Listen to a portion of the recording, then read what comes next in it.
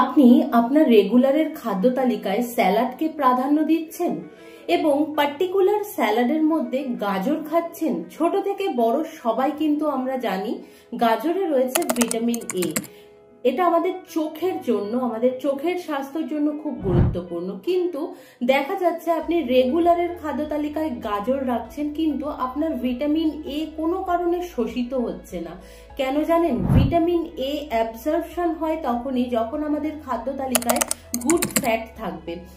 আর এছাড়া অনেককেও বলি যে এই যে গাজরের হালুয়া যখন করা হয় সেটা কেন পিওর ঘিতে করা হয়, এটারও একটা সায়েন্টিফিক রিজন রয়েছে, যাতে ভিটামিন এ প্রপারলি আমাদের শরীরে শোষিত হতে পারে।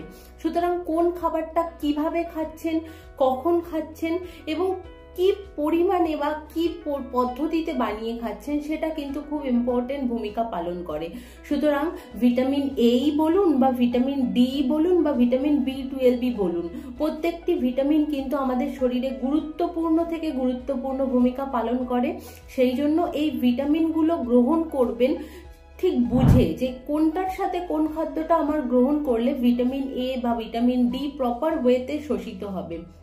সুতরাং ফ্যাট সলিউবল ভিটামিনগুলো আপনি কিন্তু গুড ফ্যাটের সাথেই গ্রহণ করুন, সেটা কিন্তু আপনার জন্য সব সময় হেলদি হবে।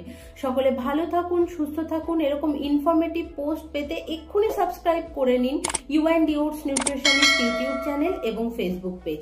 সকলে ভালো থাকবেন, সুস্থ থাকবেন।